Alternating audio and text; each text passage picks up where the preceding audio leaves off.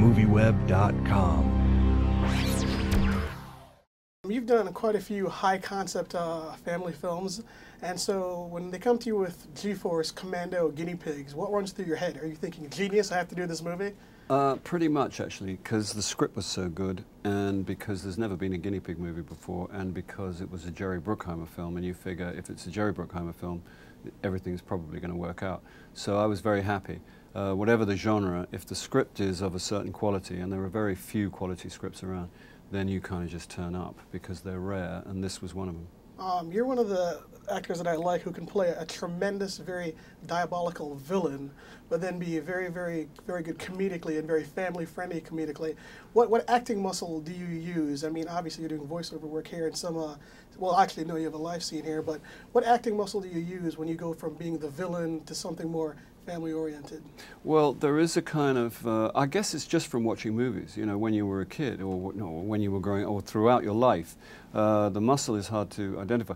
There is a trigger, a switch you throw in your head which gives you, I guess it's something to do with timing and a general attitude, but it's a very narrow line between one and the other. It can be, which is one of the reasons why people find it, when they're doing very serious, like if I'm in you know, vampire movies sometimes, like horror kind of things. One of the difficulties there is keeping a straight face, because the line between the two is very delicate, and it's easily snapped. Let's talk about working with producer Bruckheimer. When I saw the film 2 days ago, and the film is such a huge film, and it's so beautifully done, and the 3D is incredible. Can you talk about the faith you have as an actor and someone like that, having worked with him before? What does he really bring to your projects? He gives me complete faith. I have complete faith. In a way that I don't know if I have, you know, there are a few people that if they call, you just go.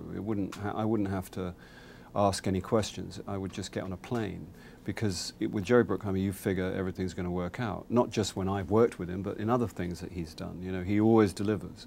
And on the other occasions in the Pirates movies where I've worked with him, I did the last 2 Pirates movies. They were amongst, you know, the most popular films ever made. And he has a gift, a talent for knowing what people like, for knowing what people want, and for making movies, as he says, that he himself would like to see. And his taste seems to correspond with much of the rest of the world. And they are movies that just make you feel better. And they're exciting, and they're informative, and they're funny, and you come out the cinema like you did when you were a kid, and the deal is you feel better. So I'm always happy. I'm curious what you think about like movie technology and where we're going as far as the audience experiencing film. I was watching one of your more independent films a few years back, I believe with Kelly MacDonald. It was a great, great film. And then I saw you in Alex Rider, and then I saw this film, and I was thinking to myself, wow, Bill has really done a huge gamut of cinema in general. Do you see 3D as being the standard, maybe for family films? Maybe, I don't know. I know they have a new process, a new way of doing it. It was around when I was a kid, but it wasn't as efficient as it is now.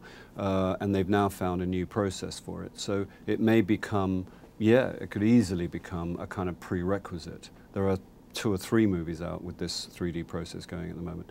So it may be that in order to stay competitive, everybody would have to have it if they can afford to arrange it.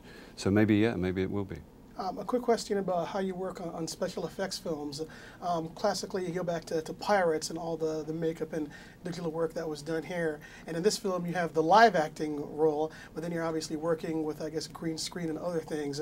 What do you find interesting about that process? Because I know some actors dislike it as opposed to being on theater and so on. What do you like about that? I don't dislike it at all. I don't dislike anything, really, in acting terms. I mean, they're just different technical considerations.